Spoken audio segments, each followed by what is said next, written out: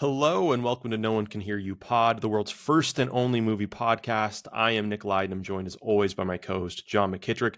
In today's episode, we'll be discussing the 2004 action comedy Kung Fu Hustle. So if you've seen the movie before or are looking for a fire movie rec to stunt on your friends with, stick around because we'll be discussing every action scene and Easter egg that you'll want to know about. Now, before we dive into today's episode, we always go over the films we've watched recently, both classics and contemporaries, but feel free to jump ahead using the chapters linked in the description. So, John, tell me, what have you been watching lately? Yeah, so thanks, man. That was a great intro, by the way. Thank really you. Good. I'm trying to bring a lot of energy. Yeah, this you week. nailed it. You nailed it. I'm fired up now. Somebody commented I'm like low energy Jeb last week, and I just, I was like, first of all, it's kind of an old reference, but it hurt my feelings. It. Yeah, I downvoted that. I actually turned off comments for the last video. That's why there's none. Smart. We were getting way too many bad things about you. No. First of all, we should say that last video is our biggest success of all time. I know. Let's hope it's not our biggest success of all time. Permanently.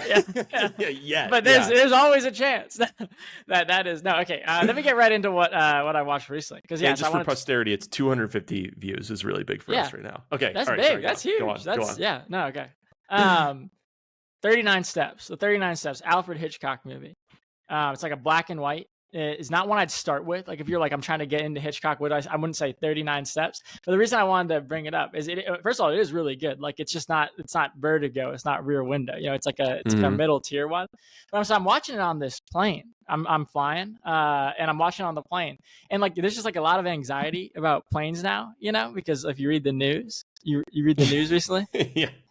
And like I fly a lot, right? But like I still catch myself like every time there's a little bit of turbulence, like I'm like, okay, this is it. This is it. And at one point, yeah, I know. But at one point in the flight, like it starts going fast, like it was like picking up, And I haven't had that happen in a while, but you know what I mean? It's like, so I don't know why it happens sometimes, but you just start to drop a little bit, like a little bit of that free fall and the descent. And it's a little more than you're comfortable with. And with the anxiety of the planes, I'm like, oh no, like I just watched the 39 Steps, this black and white Alfred Hitchcock movie, and I won't get to log it on Letterboxd. Why? I just like, how can I show my friends how like smart I am, if I don't get to do this? Are you I think you should leave guy at all, John? Oh yeah, I love that show. This is making me think of the sketch where he thinks that a demon has crawled in through his dog door, but it turns out it's his neighbor in a pig mask, and he thinks he's about to die. Yeah. And the first thing that he thinks after thinking he's going to die is, well, at least I won't have to work on Monday.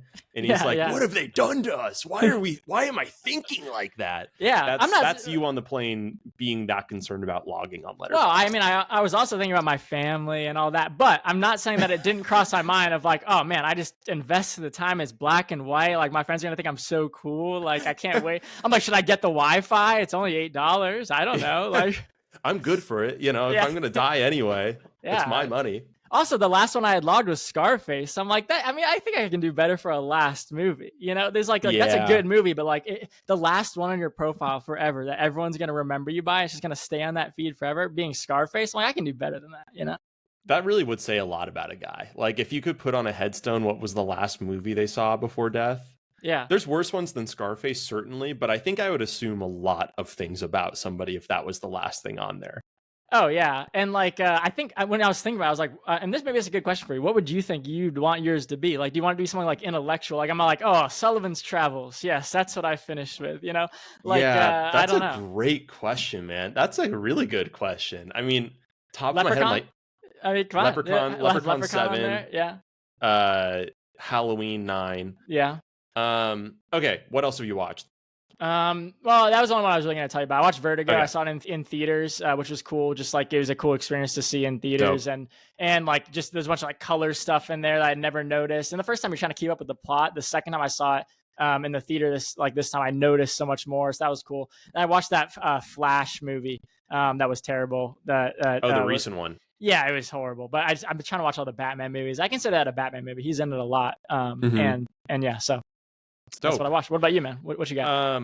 I watched a couple. The first one was A Real Pain. I won't talk about it too much, but for those of you that don't know, it's about two cousins who travel to Poland together. Their grandma passed away, and they're going there to honor her because she fled Poland before the Holocaust. And as much as that's the backdrop of it, it's really more about like the central idea of it is like the dynamics between someone that's a little bit quieter and maybe like a close relationship of theirs of someone that's like more emotionally turbulent but charismatic, along with that kind of double-edged sword. And I just thought it was really fascinating. So I mean, it's currently up for a couple Oscars. It's nominated for Best Original Screenplay and Supporting Actor for Kieran Culkin, and then Jesse Eisenberg wrote, directed, and starred in it. So I thought it was a really cool movie. Have you seen it? Yeah, and I really liked it. And I actually really like. I think we're kind of on the same page about it. Like, I really liked it a lot. I thought it was a real solid movie. I thought it was a really interesting thing that Jesse Eisenberg a really interesting story that he was trying to tell. I think Kieran Culkin is really good. I'm surprised that he's like such a lock for Best Supporting Actor. I guess it's like a weaker category because I thought he was really good, but like I was really more like just impressed by like what the story that Jesse Eisenberg was trying to tell. Yeah. I thought they were both really good. I mean, no, I'm not trying to hate on Kieran Culkin. It's just that's the one thing that surprised me. I'm like, oh, his performances, but he's just doing his like thing. You know, it's like that's what he always does.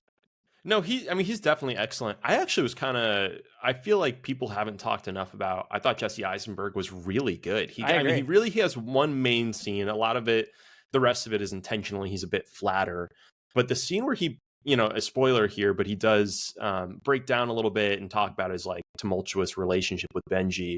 I thought he fucking crushed it. I thought it was really remarkable. So anyway, Real Pain, really enjoyed it. The other ones I'll just say quickly, I rewatched Mulan because I was in the mood to watch something about like, Chinese kung fu fighting, and just cartoonery, honestly, just before like kind of some foreshadowing of talking about Kung Fu Hustle. But I really enjoyed it. I just want to say really quick, there's really only 4 songs in that movie, at least like 4 with lyrics in them, or that are like in movie, and they're Honor to Us All, Reflection, which is the Who Is the Girl I See song, I'll Make a Man Out of You, and A Girl Worth Fighting For, which are like, I haven't seen this movie in a decade. I still know like almost every word of all 4 of these songs. And it just made me think of how much of a powerhouse these 90s Disney animated movies were. And like the sounds were, or the music was incredible. The lyrics, they had these incredible singers too. Like they're actually unbelievably, like it's like Ariana Grande level talent, or,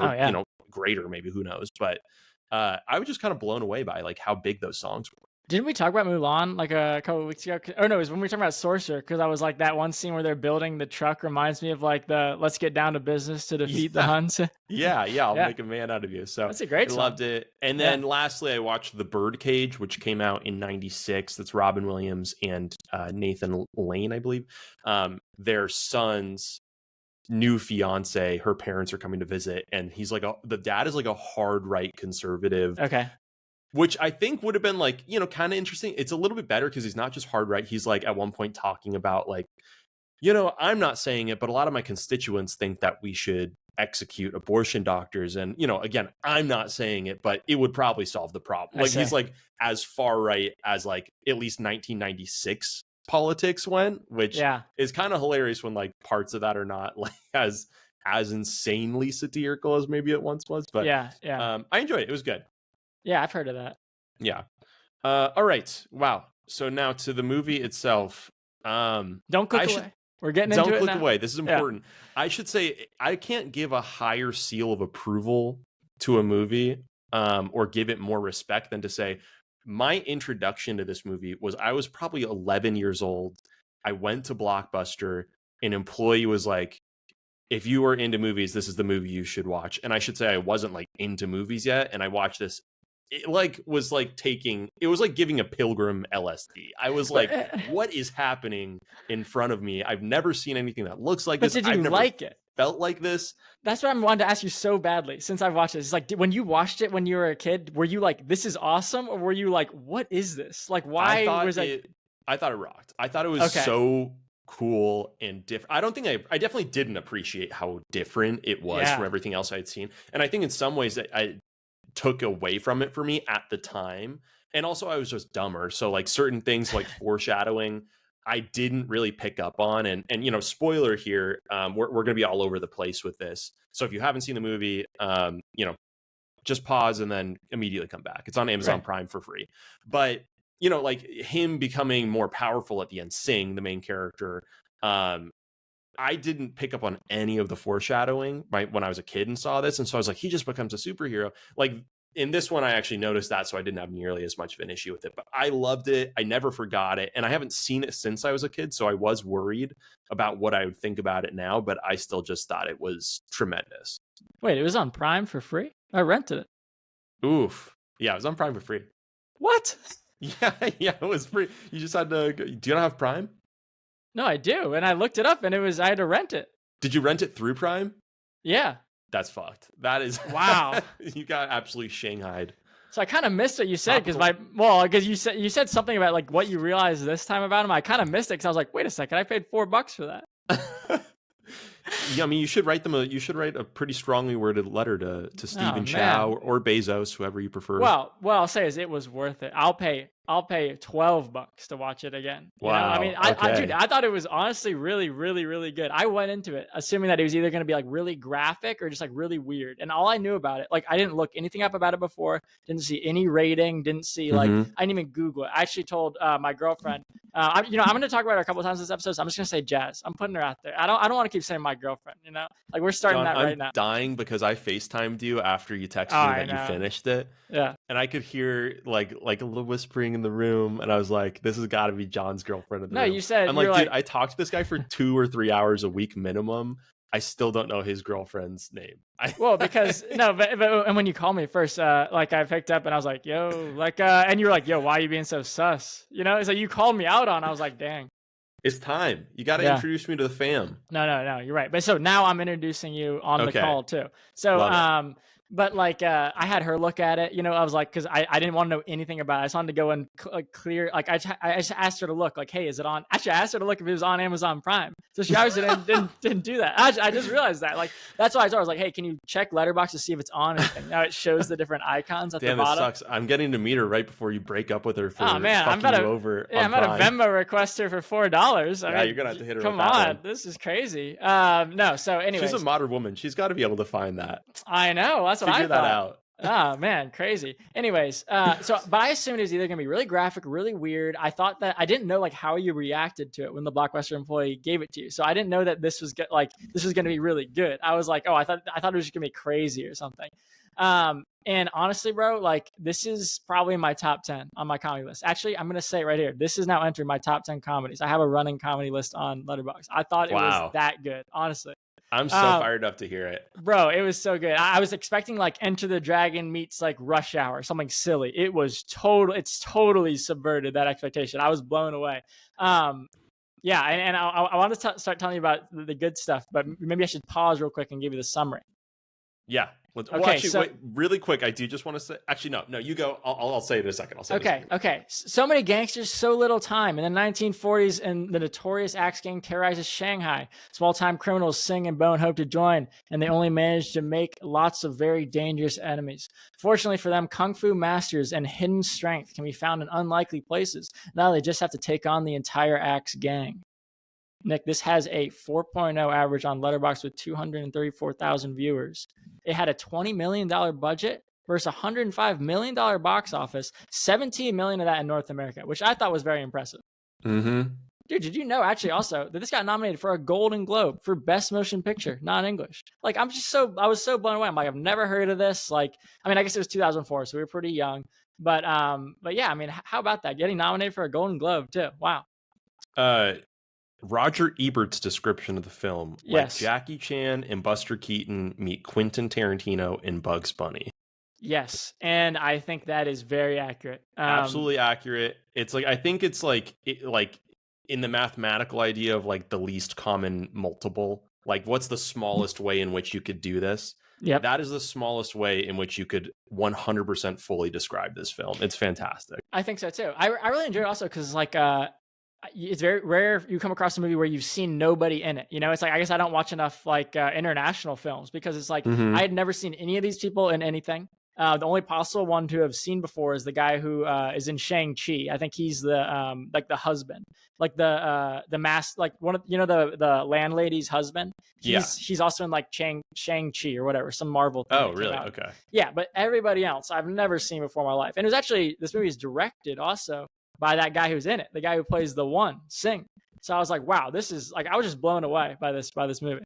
Yeah, Stephen Chow plays Sing, the main character of the movie. Obviously, yeah, like you just said, John directed and wrote it. This is immediately following he had just written and directed, I believe, as well, Shaolin Soccer, which was a huge hit Mhm. in like the Shanghai scene. And he had been basically in action movies and martial arts movies throughout the 90s in a really big way.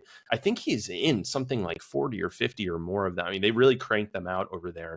But yeah, he's tremendous. And it's great. I mean, it is really cool that obviously he is like the main character and ends up being very powerful and all these types of things.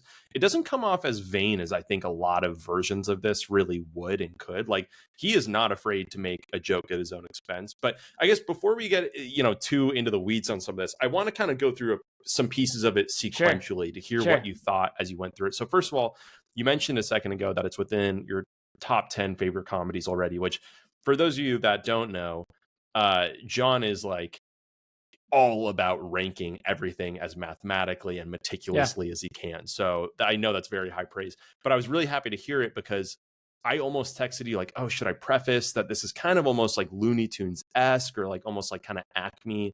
And so I was going to say like, hey, like, by the way, it's a comedy, but now I'm glad that I didn't. And clearly it Bro. still stuck the landing. Bro, when in the beginning, when the Axe Gang first comes to the village or whatever, and the guy's running and he throws the axe and the axe just chops off his leg while he's running, I laughed so hard and I was like, oh, I'm all in on this. Like, I this is love it. so up my alley. I'm like, oh, here we go. And Okay. Jazz was into it too. Like, and that's the other thing I should say. Yeah, I watched it with her and we were both dying the whole time. It was so funny. So that good place to start. So this is the opening sequence. We see the crocodile gang Yep. trying to bully and extort the local police precinct until they walk out, and we get to meet brother son with the axe gang. I think this is already one of like the greatest sequences or shots of the film is when you just see this old school like it looks like 300 or 400 or 500 of these extras walking through with Yeah. like the top hats and the suits and the axes. I think it just immediately you're like, holy shit, what is happening in this town? Oh And I yeah. think really because it has those like limitations of like, there's clearly a lot of CG in here, but that said, I think they do a lot of it really well, but it just wasn't a point technologically where you could fake extras as well as you totally can now. Mhm. And it feels so real when you see the army of them marching forward. Like, I think as much as it's comedic, it also is like just interesting. You can't look away. It looks so different. Oh yeah. Um, I think yeah, just like everything. I was thinking a lot about Kill Bill also during this, and what I found out is the CG actually was by the same company. So like it's because it's more like cartoony. Um, like it works, But I'm like, wow, why? Like, does it make it feel a little bit like dated at all? I don't want to talk about something negative right away, but I did want to ask you about this. Like, does the CG like date it in any way, like that in the way that Kill Bill doesn't? That's a great question. I actually feel like it didn't to me for the most part. Maybe there's Yeah. a couple points like when his face gets bitten by the snake and he's got the lips that are like, kind of they just don't look very real. Right. Right. But I Yeah. think the most obvious versions of the CG are like when he's doing the Wile E. Coyote style running. Yeah. And when that doesn't look real, I actually think it benefits from the fact that it's parodying a cartoon because cartoons don't look real either. And so your brain isn't looking for it to look photorealistic. It's looking for it to emulate a cartoon, which it does, I think, sufficiently. Not to get too Poindextery on the Yeah. call already, but Yeah. that was I really didn't have a problem with it. I think there's some sillier stuff towards the end where he's flying into the sun to like gain the powers Yeah. of Buddha. But I at that point I'm so deep into the Kool-Aid that I just couldn't give less of a fuck. Yeah, I think I didn't either, but I was curious to ask you about that. It's because you mentioned it up top. I was like, let me ask him right now about the CG. I wonder if it makes it so like, is this gonna last like forever? Like, is it gonna get to a point where like kids seeing this are gonna go, okay, that looks too ridiculous. I think if you're looking at it through the lens of like being like a Looney Tunes, and like it's supposed to be a little ridiculous, like the mask, but the CGI in the mask is like still really good in the same way I think this is too, where it's like obviously this one though is doing a little bit more. Like it's like going for way more than even a movie like Kill Bill is, which came out like a year earlier.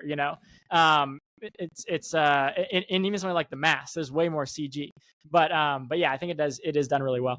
So we get the opening sequence. We Yeah. see the rise of the Axe Gang. Along with it, I do just have to call out, I love the dance sequence in it so Oh much. yeah. I think, if anything, I do wish they almost like mastered it to like punch up the volume a little bit on that part. I'm so nitpicky, but I just think it's like, what a fun choice. I think it's also like, I don't know if this is a hot take or not, or a conspiracy theory, or aluminum foil hat take.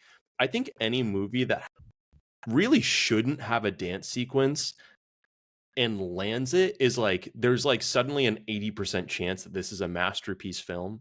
It's like sort of like why does Boogie Nights have a dance sequence and it does and it turns out to be incredible? Why does Yeah. Pulp Fiction have a dance sequence and it turns out to be incredible? I Yeah. do think the flip of that is that if it goes wrong, the entire movie might be horrible now, but I love that portion of it. And after that, we immediately go into Sing and his best friend Boone attempting to extort the Pigsty Alley. So we're meeting all the characters that live in this, complete backwater in like the mainland of China. They're trying to extort this hairdresser, if that shows you how low they are in the pecking order of Yeah. criminals.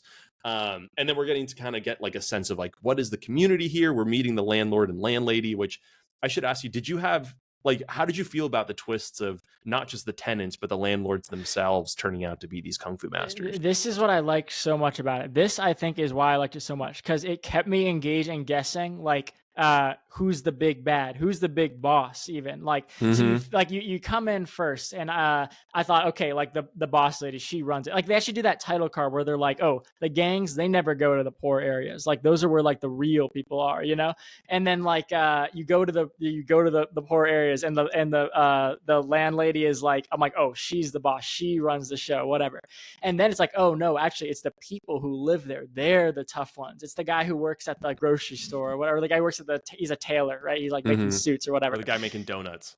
Yes, the guy making donuts. And then it's like, oh no, no, no. It's like it's these. You could hire one of these guys, and then there's levels within that where it's like, okay, you can hire this guy at this level. No, there's a master above that. And I was like, wow, this is actually so. Yes, to your question, that's actually I think what I like the most about it is like you're never knowing who's the real boss, you know, of this whole equation. For sure. And I think it also works too within, I think so much of why this movie works, I say this in a lot of our episodes, is I think the setting and the scenery and like the stage design is so important for that Yep. too, because it makes it feel believable. It makes it feel like a place that like there's something behind that door. There are people living there. And I think the way that they convey it in this movie too, I really enjoy it. It feels a lot like stage theater. Not Yep. so it feels like, like it hasn't fully gone to cinema yet. And I think that works so well with like the vibe of, the Wire style choreography and kung fu within there. I just think it looks fantastic. And so part of that is on the action side, but it's also on the comedic side too. And I think you could say like maybe there's some problematic bits with the tailor who presumably is supposed to be gay, and he's shown to be like very effeminate and Oh right. emotional. Yeah.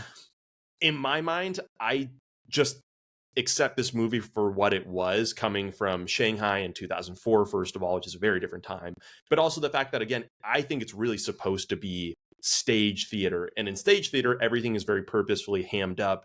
The makeup is done 10 times too dark and too big because people need to see it in the back. And I think that those roots of like costuming and acting in stage theater bleed into this movie 100%. And so it doesn't bother me as much. If someone took an issue with it, that's by all means. But I feel like everything, honestly, they treat his character so well, and they don't seem to, like, everyone seems to really like him. So I don't take a problem with it. I mean, you can even point at like the prostitute character, they call her like a bucktooth whore or whatever they say. It's like, Yeah. these are just very blunt, crass people in a way, but I think it actually just kind of shows their affection for each other. Anyways, I think it's a really interesting dynamic that they have. Yeah, no, and you just got me thinking about like, because there's also like a part in the beginning where he's like the guy who's hitting the husband, the master, who's also the husband of the landlady. He's like hitting on like some young girl or something. He's like, oh, like, Yeah. I'm like, wow, but like, you could see that and be like, oh my gosh, how fun. And like, if people want to do that, that's totally fine. But I think it gets to the point where like you're kind of just like, okay, in 2004, like that wasn't as, and also this movie's from China. I don't know, maybe that's cool over there. I'm not sure. Like I have no idea. So I'm just like, I'm not judging it for that. It's just like it's a comedy movie. Like they're just this is crazy. Okay, we're watching a crazy movie here. For sure. And I mean, if you wanted to get nitpicky with it too, you could even say it's like, yeah, like they're not necessarily the most open-minded about him, but at the same time, they treat him well. They also just like assault their tenants on the side, right? So if you're going to get nitpicky, it's like, Yeah. this is a violent community. Anyway, so from Also, there, there's a dude who turns into a frog, so like we can't be taking this too seriously. Yes. Not I totally spoiler agree. alert, looking ahead, but I had to go out there and say that. We got to keep that in mind too. Yes. So we meet from there. There's the fight sequence with the Axe Gang actually shows up. The three masters show themselves. So we have Cooley, who's like the kick style Taylor, who's got the iron rings, very Sean Yu, and then Donut, who's got the pole arm with like the staff style fighting. I love this. I don't know how familiar you are with like a lot of kung fu movies / even like anime and different types of like fighting styles, but I love that they go for this very like, what school are you? What's your style? Like, what's your warrior path? And you're only gonna do that thing. I think it's such a fun like contrivance to have within the film. Yeah. No, I agree. The rings guy I thought was crazy. Like, Love and it. wait, so that's based off something though, because like I saw another movie where there's a guy who had the rings. Like, anyway, I don't know if it is, but I thought it was super cool. It definitely, yeah, I think that is some sort of like traditional, either like Chinese like mythology or something like that, but it's definitely an existing idea. Yeah, I thought it was so cool, and I thought the villains too. I mean, maybe I'm skipping ahead. I know you have like some of an outline here, but like I thought the music guys were so cool. Like their whole you see their nails, and then like, and I guess I was reading like there's a lot of movie references in this, like like references to other movies, and that's all like Blues Brothers, right? So like they have the sunglasses, and like they're doing the.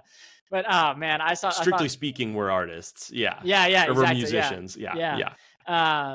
Man, I don't know. I just thought every time, like I was just on the edge of my seat, like who are we introducing next? Every time you get a new guy, like so. I haven't seen that many kung fu movies. I can't say, but like I mean, it's the same kind of model that like a lot of video games follow. Like, I mean, the video game that Jazz called out when we were watching some of the fight scenes, like, yeah, this is like Mortal Kombat. I'm like, yeah, this is exactly what it's like. For sure. I'm like, wow. Like, there's so much influence.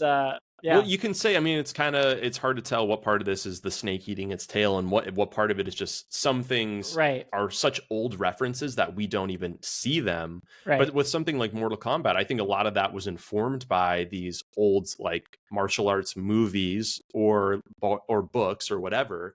And like such a big part of that was like, you know, what is your fighting style of like tiger or ice or kicks or whatever. And I think that actually another big part of that is like the tier system. Like, are you like a journeyman or a master or like a grandmaster? And that ends up being such a big part of the movie too, with the reveal of like the first, like the three hidden masters into the landlords, into all that. I love that. So honestly, let's just talk about it. My favorite of all the fight scenes in this movie, and I think there's plenty of great ones, I think it's the musician fight. Oh yeah. I think it is just such a cool gimmick the first time. You know, and there's so many surprises in this movie. Like, I think in the beginning when the guy gets his leg cut off, you're like, oh, that's kind of a surprise. When he shotgun blasts the girl, that's kind of a surprise.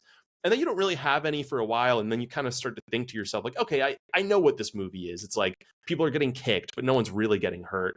Yeah. Once the musicians show up and the kickmaster is just walking down the street and you're seeing like, you know, a branch fall and then a pot get cut. And then it's just fully his head gets cut off. You do not see that coming at all.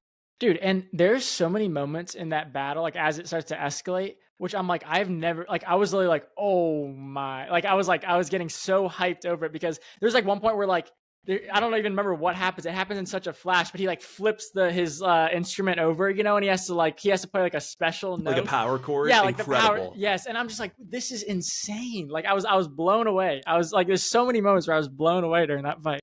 You see, I honestly, my reaction to seeing something like this is like, how is every other artist in the world not like a little embarrassed that in some ways you can do anything you want with this medium? It's what's like part of what's so incredible about film in general.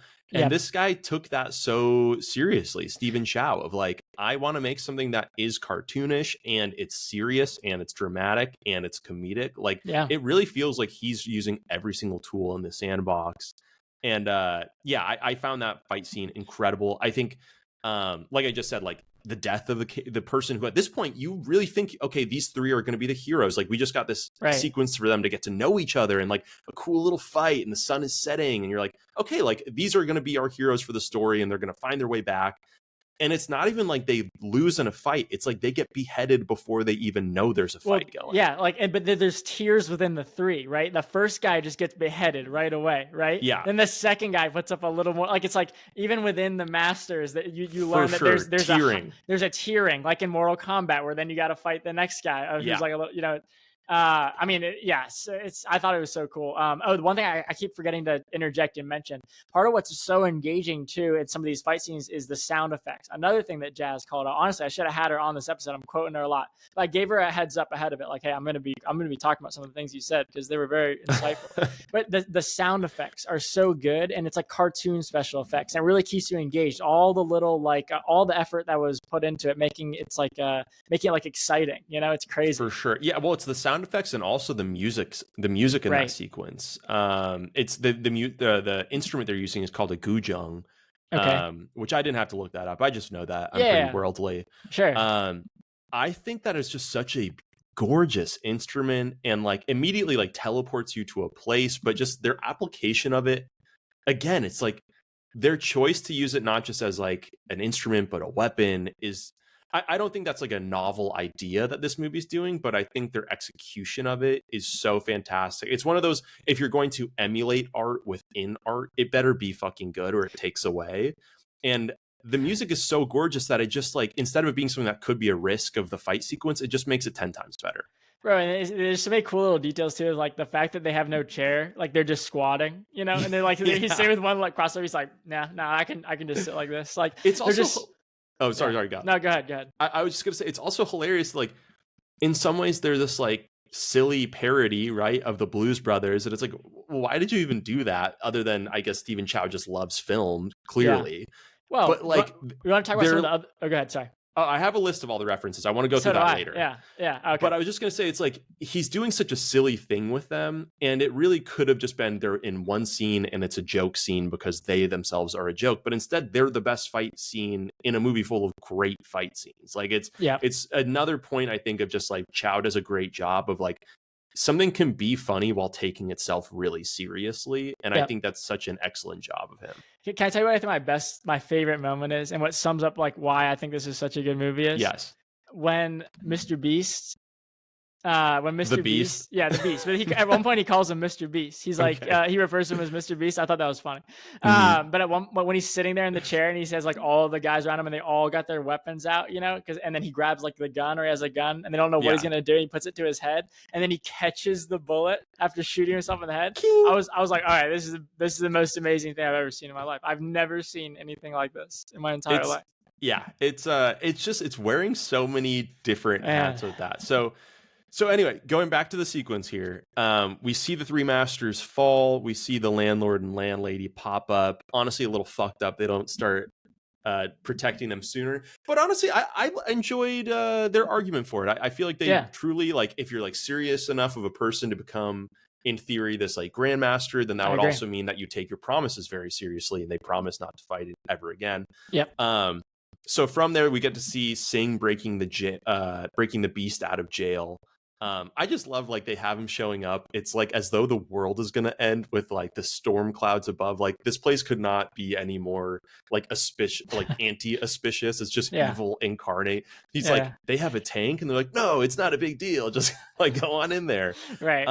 I love that they have like the Toad foreshadowing before he gets in. Like there's all those little rivets going on in the hallway, and you get we'll spoil it, but you get the Shining homage with the blood in the hallway, which I definitely didn't understand as a kid and was very confused by. I can't imagine seeing this first. I'm glad I had seen The Shining before this, or else I would have been even more terrified. And then I just have it going straight into meeting the Axe Gang. I love when he does the I think it's Singh is the one that's supposed to be intimidating him. And he's like, watch out, old man, and just taps his head and immediately sprints behind the column. Just like some of the little like slapsticky stuff like that is great. Oh, I love the lady doing her super speed, like the landlady when she's like runs upstairs like she goes to bed, in that one part where she gets in front of it. Like there's the blanket. Oh my God, there's so many cool little things like that. Yeah, I really enjoyed that. All right, and then immediately following, and this is another great piece, I think, too. I think there's a lot of like, this is a really dense movie. Something is always happening in this film. And I think it was such a smart choice. Like, I even kind of forgot on this rewatch that right after that introduction to the Beast, where he catches the bullet, um, you think that, okay, like we're going back to Pigsty Alley, right? Like we're gonna have Mhm. another fight here. And I think even in the back of my head, even I'm such an asshole, but like I'm loving this movie, and I'm still somewhere there's a voice in my head that's like, oh god, okay, another fight at Pigsty Alley. And it's like, no, they're waiting for him in the casino. Is like, it's such a small little twist and little choice there, but I think it helps the pacing and just excitement stay at such a high. And I love their outfits. The gambling fits are so good. I Oh yeah. love the like game respect, game energy of like, Yep. I'm a fighter who fights to fight. I don't fight for money or on Oh yeah. anyone's behalf. I think it's such a cool like kind of motif going there.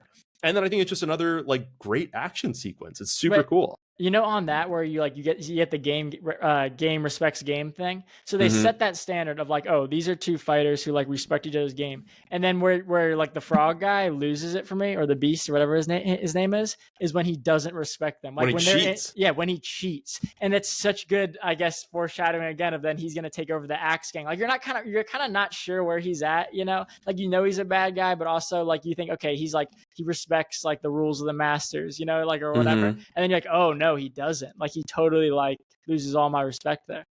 Yeah, no, well, I mean, it makes sense too. It's like they're Yeah. in a way, even though he sort of wins, they are sort of equals, and I guess that is like the flip side of the coin of, are you an evil master Yeah. or a good master there? I love the lion's roar, and I didn't mention it earlier, but when he's fighting the harpists, they're like the line of like the lion's roar. I thought that was a myth. Is like, it's just Oh such yeah. great like over the top Oh. And, cartoonery. he's like, oh, I didn't know you could do the roar through the horn. Yeah, That's what stops that battle, right? Like, it's like, oh, okay, like the horns. That's so powerful that he didn't think that you could even blast it like that. It would be too powerful, and then he cheats. It's like, wow. yeah. Yeah. And it's great, even the landlord landlady we haven't even talked about. Like, I love, she has the shriek ability as well as being a great fighter, and the landlord is very much like the drunken fist sort of path, where like it's anytime you hit him, you end up hitting yourself and that sort of thing. I think just the Mhm. way they convey it through the fighting is so good. Of like, he spins the beast, Yep. but the beast is able to immediately replicate that move to such a degree, it like tears his shirt all the way through. Yep. Just looks fantastic. Yeah. Right. Uh, Yeah. Oh, go ahead. oh no, you go. Well, I was gonna tell you one of my other biggest laughs. Is when the I might be skipping around, but I'm sorry, I gotta tell you about this No, one. do it. When the two guys are singing, what's the other guy's name? The big guy, Bone. singing Bone, and they're out, and I don't know why this got me so good. When he has the knife and he's gonna throw the knife, and he kind of gives it like a little Yeah. throw, and it just goes straight into his arm. Oh my gosh, I was laughing so hard at that. Or throwing just the handle, and it's like a perfect Yeah. throw, actually. But Yeah. Oh, and another really funny part is when they steal the ice cream.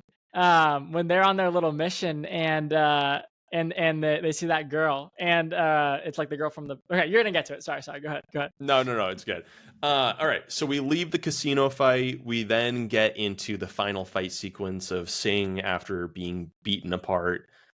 Which even I love, like he gets brained, and it's like, again, such a great moment of like there's so many different flavors in this gumbo of like, he's like getting his face smashed in very Looney Tune Yeah. style, but still like he seems dead, and then he's like just like a little bonk noise as he hits like the splinter against the Yeah. beast's head. Is so good. Yeah. But so we see him recuperating in Pigsty Alley. Both the landlord and landlady are pretty fucked up, and then this enters into the sequence of them fighting once he's now unblocked his chi. I think some of this part, like I said earlier, there's a lot of expository stuff going on here that's like a little lazily written. Maybe it was having some issues with how they were editing it. Who knows? My personal headcanon and copium is that it just doesn't translate well into English. But at that point, I just love the movie so much that I don't give a shit. And I love that it then cuts into this like master. And it's very much the Matrix inspired fight scene where he's fighting all the Axe Gang. Oh yeah. That's a great one. Yeah. That part's not too long, but we do get some pretty crazy visuals of the beast becomes a frog. Do you want to touch on this? Yeah. That was a lot. That was. Did you see this coming at all? I did not. But the second like it started happening, I was like, oh yeah, okay. Like that's where we're going. Cool. Yeah. So you were on board with it. It didn't take you out of it. I mean, I would say it's one of the cons. Like, it's very hard to watch. You know, like it almost lost me a little bit. He is very gross. I don't think I realized how much I didn't like frogs until that scene. So it did like make me go, whoa, okay. But I thought it was incredible. Without that though, so there's a couple of great little like mini sequences within that final sequence. So it starts with him fighting like on the ledge. He does like all the foot stamps are incredible. I think my favorite part of that fight, at least like halfway through, is he's hanging from the wire and he's kicking bricks perfectly into the hole. I think it's just like a really cool shot, but it's without the frog technique. You don't get what is probably the best shot of the movie, which is Sing getting hit so hard that he goes past the lowest layer of clouds in the sky and then jumps off of, I don't know if it's a hawk or an eagle. I'm not much of an aviary guy. It takes a step off of a bald eagle, I think. Yes. Yeah. And is able to see the Buddha cloud formation before catching flame as he flies down and defeats the beast. Are we going to talk? It's incredible. Are we going to talk about some of the religious tones in this at some point? Could we take it? Get into it.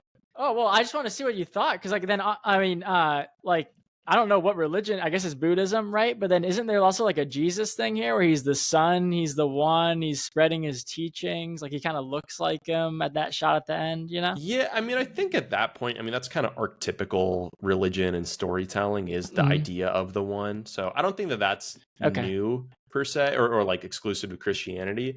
I think it's definitely Buddhist inspired with that. Either way, I liked it. I was like, I don't know what I'm getting here, but it's very cool. Like I'm like, this is like a big moment for me. And I'm sorry, once again, I'm jumping ahead, man. I'm throwing you all off. I'm keeping you on your toes. No, do it. Is when he's in that final battle with the frog, and then he goes like, the frog asks him, he's like, you'll teach me that move. Like when he finally gives up, you know, and he says, you win. And he's like, but you'll teach me like the special move. And he's like, yeah, I'll teach it to you. And he's like, oh, like he's spreading his teachings. He's making them like a follower of him, you know? I'm like, wow, there's something deeper here. I think that's definitely like the Buddha though. I think that's the idea of what the Buddha did as well. I just don't know enough about religion, but I just liked it. I'm like, maybe can Kung Fu Hustle be my religion? This is great. Episode 12, John finds out that other religions of the world have teachers in them. I didn't know there was any other ones. I thought there only had one Muhammad guy. I mean, he seems like a real Jesus type. Yeah, well, let's not get into Muhammad. No, that was a Norm Macdonald joke. Sorry. Yeah. 9/11 Airlines, like that tragedy. Yeah. Reminds me of that tragedy. Yeah. It reminds me of that tragedy. And then we're basically at the end there, where we get to see him in the candy store. I guess before we get to that, just to talk more about the ending, I did really like that. Like, so Sing's character, I think the implication is like, as silly as it is, this homeless person that's selling him a ripoff pamphlet maybe does recognize within him that he does have the makings of a kung fu genius, and that it's this like great injustice that he experiences at a young age that kind of stifles him and sets him on a bad path. Right. I like that, like, despite that, even though he tries to be evil and he does bad things, he never is willing to kill somebody. He never really, he's all talk the entire time. And I think like the obvious thing would have been for him to kill the beast, like not to get too like sappy about this or corny or whatever, but I actually like that it continued to be in line with his character that he doesn't kill the beast at the end. Like he ultimately, just through showing mercy and like open-mindedness, the guy just realizes how fucking out of his league he is against him. And I thought it was a nice touch. I thought it was like sincerely, it was sweet in its own way. Yeah, I did too. But also when the beast like surrenders, I was like, don't trust him. Like, because at that point I'm like, I'm worried like he's gonna double cross again. You know. Would you hit him with the shotgun blast, kind of like the opening sequence? Would that be a move? That was crazy when that guy kills that girl, right? And then I loved it. I think it set the tone so well. I know. I agree. And then when the whole village gets lit, we didn't even talk about that when they put the gasoline on the whole village and he throws the lighter. You know, I know someone catches it, but I'm still like, oh wow, okay, yeah. Yeah, it's intense. It's like a mother and her child. You know, I'm like, yeah, throw that gas on them. Okay, get that's into what we're it. Doing. Yeah, let's that's what we're doing here. Let's get crazy. Like, wow, all right. Then I'll just say, so it ends with the scene of we get to see Fong is the love interest walking down the street one day. She sees Bone working at a candy store, and there's Sing, which again I think is very sweet and like I wouldn't go so far as to call it moving. I don't know if there's enough I thought it was. investment of time, but I thought it was like actually sweet and like heartfelt. And the scene of like them both being children and look at each other again and like a chance at like another life of who knows if it's together or not, but just like one that they feel happier in. I thought it was like really a great conclusion. I mean, we've gone away from this past couple episodes, but at some point we had a like much moment that you cried and you shouldn't say that you cried at whatever. But that was it for me at the end with when they were little kids and they like and they they were reunited, because really that's what the whole story is, right? When he's a little guy, he goes out there and he thinks, oh, I'm gonna be a hero. I'm gonna I'm gonna do kung fu. He buys the pamphlet from the peddler, the kung fu hustler. He buys the pamphlet from the kung fu hustler, but he actually does something about it. He's like, I'm gonna be a hero. But then he gets shown that no, like being a villain is the path, and he's trying to protect her, and not only do they beat him up, is they urinate on him, so he's like the ultimate, like it's like, wow, like that villain life is for me. There's no like being a good guy, that's what it gives me. And then at the end he still comes back around, he becomes the hero. Like, what a great story. Yeah, it's not just the physical pain of being beaten up. Like, it's not like I have to endure loss, but I did the right thing. It's like I endured loss and I am dishonored and like shamed for it because I get pissed on by 15 homeless kids, which is that's so out of pocket. And when that started happening, I was like, oh yeah, like this is brutal. Yeah, this is tough, all-time tough beat. I mean, imagine going home. I definitely went home as a kid and cried once or twice for things that were just not nearly as valid. But no, for sure. Group piss sesh. I lost a game of sharks and minnows, and I was at the pool, and I was ready to end it all. Yeah, I was done. But it makes that moment when he steals the ice cream from her so much better too. You're like, wow, like look how far he's come. Now he's a villain. He's a criminal. He's stealing ice cream from her. It's crazy. All right, so couple categories to go over here. Sure. The first one, I mentioned it earlier, is favorite shot. So I mean, this movie has a lot of great like shots within it. Notably, I think the Three Masters with the sunset behind them. I think Sing meeting the Buddha IRL is pretty hilarious and great. I would even say the Looney Tunes, like Wile E. Coyote style chase sequence, I think is awesome in its own way. But I think the most striking to me personally is I just think the opening one of the Top Hats walking with the army of the Axe Gang, I think was just such a great opener, and I loved it. Oh yeah, I got one for you though. I think my favorite shot of the movie is anytime they sneak in a shot of that one dude with his pants down, and they do it like 5 times, and it's almost like a Where's Waldo, where like you're looking at a shot, and one of them towards the end, like it's pretty. He's like, but he's in the back, like. My girlfriend pointed that out too. Yeah, she's like, why? She was like, at one point really early in the film, she's like, is this like what the fuck? Is this like an illusion that he's going to be like sexually assaulted? I'm like, Jesus fucking Christ. No, not every movie is like that. And then I was like, I guess like if I hadn't seen this, maybe I would be worried about it too. But yeah. That's just how dark films are now. Yeah, Jazz kept pointing it out, but she caught one at the very end that like I hadn't even seen. I was just looking. I think that would be my favorite shot of the movie. Is there's one towards the end where it's like it's just like a wider shot of like other stuff going on, and you just see my boy there with like half of his pants down again, God, and there's so much we didn't even talk about. I mean, like this is making me think of when Sing originally shows up and he's trying to pick out someone to fight in the crowd, and it's like the dude who's sitting and is like 8 feet tall, and then it's an old man that's built, and then it's like a kid who has who's weirdly built. Identical physique as the old man did. It probably was the same like body double, don't you think? Yeah. They also just CGI'd him on. The woman who walks up and he's like, all right, hit me.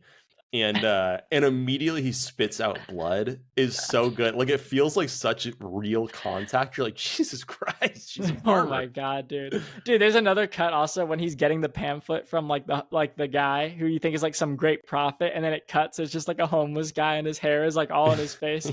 I just busted out laughing so hard. Oh, it's really good. All right. So any things that you thought were like a little plot holy or you took issue with, where legally we've been told by our lawyers not to call it nitpicks anymore. Right. So it is not nitpicks. No, yeah, right. No, the thing, honestly, the only like I had a really, I know we've had a lot of laughs on this one, but now it's time to get serious, you know. And when at the end of a movie, it's time for you to get serious and score it. And I'm like, and I honestly walked away from this going like, how is this not a 5-star movie? Like I had to make the justification. I'm like, for what it is, like an action comedy, what is holding this back from being a perfect film? And I think it was what I tried to get into earlier. And I think maybe it was too early. Is maybe it's the CGI. Like I think if someone put this on in 20 years, they might find it a little too cartoony, but like not in a way that that like is bad. It's just it's not going to hold up as well, you know. So I'm like, is that Mm-hmm. the one thing that's holding it back? And like I guess like the Matrix, you know, I think that CGI is a little bit better, but that's probably a bigger budget. So that's the only thing I was trying to think about is like, is that something that's like holding me back? I think the story is great. I have no problem with someone where the plot goes. Like I think it's like even when like you talked about it earlier when the guy smashes through the wall and then they're into the poker room. You know, it's like yeah, like I don't even really know how they got there. I don't really care. You know, I'm just kind of Mm-hmm. into it. I'm just like, along for the ride at that point. It's just probably the CGI. But I don't know that and the Okay. Frogman. Yeah, Counterpoint to that: yeah. if a movie came out today that you thought was like it made you laugh as hard as this one, it like excited you, it evoked emotion, even to the point where you cried at one point, Yeah, and it meant as much to you as this one presumably did. Inherently, it's not going to look as good in terms of the technology and CG as it would if it were made 60 years from now. I So don't you know. think it's a little unfair for you to say it's not going to age well? I mean, and this is me playing devil's advocate because there's some I other appreciate valid it. Yeah, points, because it's let's like, talk about well, it. ultimately they chose to rely on technology, so maybe they put that risk in place. You know, it's, I don't know. I'm curious to hear your thoughts. No, no. I mean, that's a great counterpoint. And I honestly didn't even want to bring it up, but I'm like, what is like when I'm thinking about like how something looks on screen, you know, like the kind of effects they were going for. Like the technology, I guess, wasn't there yet for it. Like I'm not talking about like the crazy stuff, like the super fast running and stuff. Just even in some of the fighting scenes, I remember going like, okay, that doesn't look like so great, but it's funny Mm-hmm. still, you know. So I'm trying to think like for this to be like a perfect movie, does it have to like nail what it's going for to not look dated? You know, like something like The Matrix. Like, if I'd be Mm-hmm. interested to rewatch The Matrix with you. Like, does The Matrix look like super dated, or is it still like, no, this is cool? I'm not sure. Yeah, I think that. Well, I think that that's definitely going to be a movie we watch at some point, so we can Yeah, cross that bridge when we get to it. But but but I hear what you're saying for sure, because well, I do think it's a valid piece. It's like when you watch a movie, like I think the counterpoint to what I just said would be if you watch a movie that makes a lot of references to like contemporary jokes or politics or whatever, and down the road that doesn't seem as good. It's like, well, okay, I guess they opened themselves up to that risk because they relied on that at the time. So you know, there's a counterpoint. yeah, and I'm trying to make a. I'm also bringing it up because I'm trying to make like a like a qualitative comparison. I get maybe that's not the right way to say it. I'm trying to make a comparison to it, like to the score. I'm trying to like put a like Quantitative yeah, I'm comparison. trying to quantify the score basically Mm, by like what I'm giving it like a 4.5, I think. So I'm saying what's okay. holding it back from being perfect. And I think the only thing I can really think of is maybe the computer graphics don't look as good. Like for you, is it a 5? Like is there anything holding it back from being a 5? Like what would that possibly be? Yeah, I mean, I think at that point, like we've talked about it before, I don't know that I even view it as like what is holding it back so much as like some of it's just a question of taste stuff. Yeah, And yeah, okay, I think it's a question of taste in some degree. you're I right. also think it's like history. It's like at that point, if I view something as a 5 star, like I feel like I have a relationship to it. It's almost like a religious text or a cultural one where like I feel connected to it, not just that like it's a part of me. And I think sometimes that can happen instantaneously, but I think there's other times where there's plenty of movies where the first time I saw it, I thought it was excellent. And it wasn't until I had time for it to really like worm its way into my brain and like appreciate certain things about it and like maybe even like figure out some little plot holes that I had, that eventually I saw it for like not just a masterpiece, but a movie that I had a relationship with. And so I wonder if down the road, if you maybe someday would feel like it's a 5 star, not because anything about the film changed, but just because you feel like you have a different relationship with it. Yeah, I think definitely. I mean, it's really interesting to hear the way that you you talked about that, because there's definitely movies that have done that for me, and I haven't really thought about it. Like I watch it for the first time, I'm like, oh, this is great. And the more I learn about it, like the more like I appreciate it. Or if maybe you watch it again, you like it more. It kind of like solidifies itself in that 5-star in your brain. Like Yep. and everybody's is a little bit different. There's some that a lot of people agree on, but then it's kind of like more taste. And I could see this when I think of like, what's a great, like a perfect, like for that kind of mood you're in to watch a movie like that, action comedy. I mean, what's better than this? So I hate trying to think of like a qualitative reason why it's not as good, because I don't feel like it deserves to get that. I think it's really good at being at what it is. So yeah, that's the point I was trying to make. Nope, agreed. All right, so last couple pieces here. I do have some hypotheticals for you and just questions in general. Sure. And you can be as short or as dense as you want on this. Okay. That didn't really make sense. But do you think the landlord and landlady could have beaten the beast if he didn't cheat at the end? Yeah, because I think they had him, right? Like they could have killed him in that moment. But yeah, I guess the beast was probably the best you could be as a bad guy, but they seem like the best heroes. That's what I would say. Because it seems like he power scales up to me a little bit when he ends up fighting Sing at the end. Now he's like launching, like he never uses his special move against them. Well, here's the thing about Sing though. Sing can take unlimited damage, right? So like he can just keep going, and it doesn't even matter. And he was looking for that challenge too. Remember he says it earlier. He's like, I've been looking for somebody to. So maybe you're right. Maybe like Sing was the perfect match for him because like he's always wants to go harder and harder. Mm-hmm. Like he's never been like hurt, but he's like, no one can even hurt me. Yeah, that's a good point. Actually, I agree with it. If you could insert any American action star into this movie, who would it be? And you could choose them to like replace somebody, or they're just in the movie now, whatever you prefer. Jamie Foxx. No, I don't know. I have no idea. I think it would be easier to think of like I feel like the modern action star is very different than like a martial artist. So I'd almost think of like a Stallone, Schwarzenegger, that sort of thing. But there's The Rock, Jason Statham. I think Vin Diesel. So could any of them be this funny though? Like I think there's nobody. I don't think this would be as funny with any American actors in it. Like I think it's too perfect. Okay, well here's the flip then. Who would be the worst American action star that you could put into this movie? I think The Rock. I think any of those guys. Like imagine The Rock and that, or like Jason Statham. I think it's so good because it is what it is. You are so hell bent on not answering this question. I'm sorry, I couldn't. I don't know. My answer is no one and all of them. What would be your answer? What would be your answer to that? I think the worst one you could pick. The Rock is a great choice. He would just stick out. It would immediately be a movie about him, and it would just be so unfortunate. Like, what if he was the Frogman, and then he came out? You're like, like The Rock's. I think my choice for who I would want to be in this movie is Chris Evans. I love Chris Evans. Especially some of his earlier stuff, he's actually got the juice. I think if he took it really seriously, and we had like shaved head or buzzed Chris Evans that takes his art seriously, he could be good in it. Okay. And then last question, what American movie would you pair with this? And let's say you can't choose good. Kill Bill, because I think that's a little bit obvious. Man, that's so good. Wow. I should have given you this before. Yeah, what's yours? Do you have one? No, not at all. I was going to say Kill Bill, but I was like, that's kind of lazy.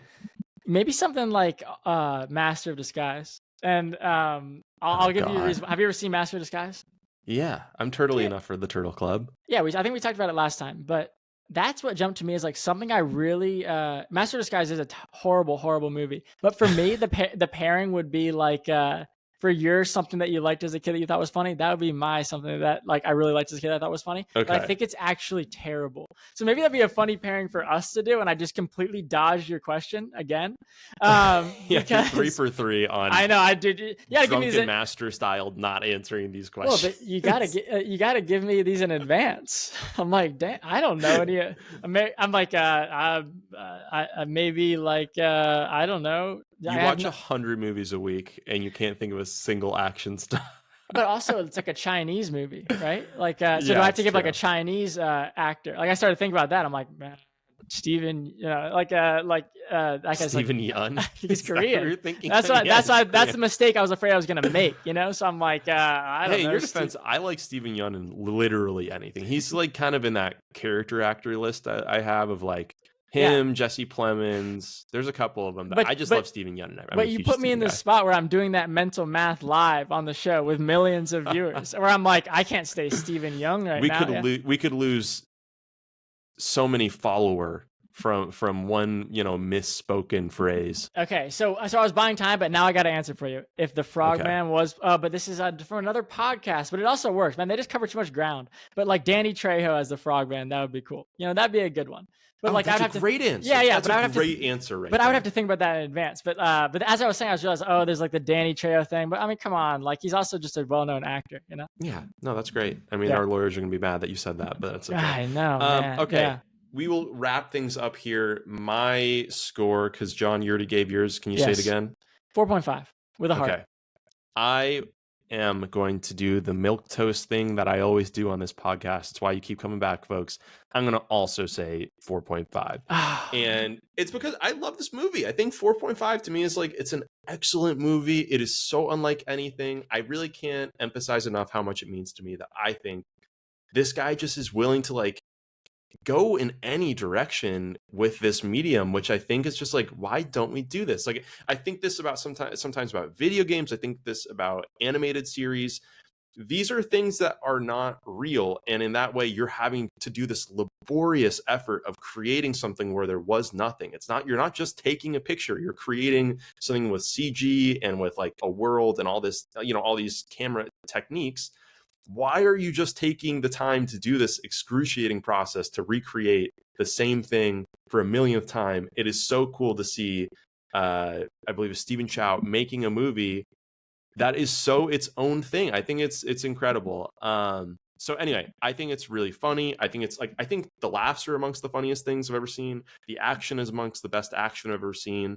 And I think just its uniqueness is like on a tier of its own. So I love it. I think it's incredible. Yeah, I thought it was a great recommendation. I was really glad to watch it. I think, you know, I focus sometimes too much on why is it not a 5. I need to focus more on like, why is it a 4.5? Like, it was an incredible 4.5. But like, I gave The Godfather a 5. If I'm giving this the 5, I mean, come on, what are we doing here? You know, John, like we live on a rock in the middle of frozen nothingness. You know, it's sometimes you got to look at it from the point of view of like, just to exist is the miracle, you know? Yeah, we've covered a lot of ground on this podcast today. I feel like I'm on the right path, you know? I think this could be really big for you.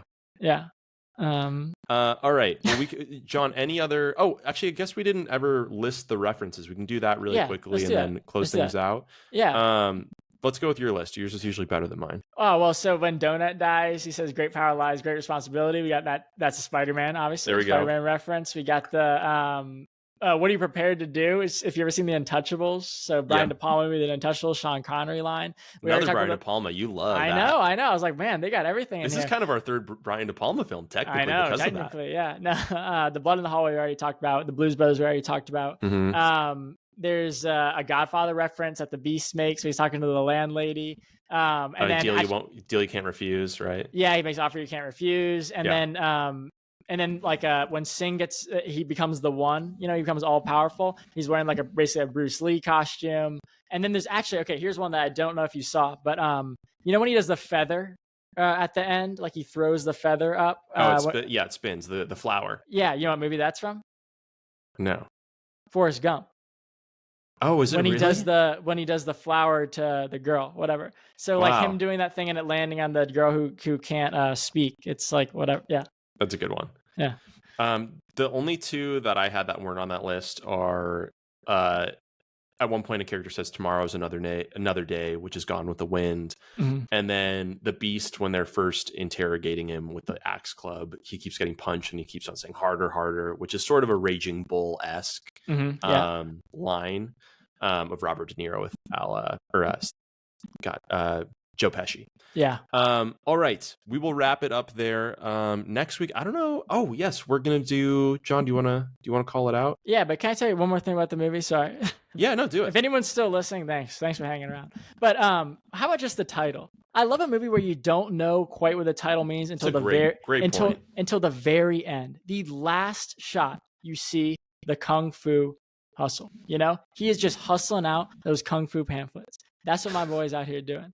Oh, is like, that what your read of it is? Is like this guy's yeah. like hustling in terms of the sales term, hustle? Yes, he's a peddler on the street selling Kung Fu pamphlets, and he's selling it to all kinds of kids. The girl that has boogers in her nose, whatever, and he's selling her pamphlets. But he happens to sell a pamphlet to the guy who's actually going to read the pamphlet and learn the technique and become the guy that he's pretending he can sell.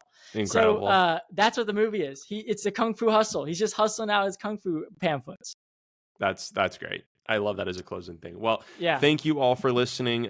We do have a number of other episodes that we've talked about, so feel free to click on those throughout our page. And we'll be talking about The Favorite next with Emma Stone and Olivia Colman, among others. And if you like this, please like and subscribe, and we will talk to you soon. Sounds good. All right. Thanks all.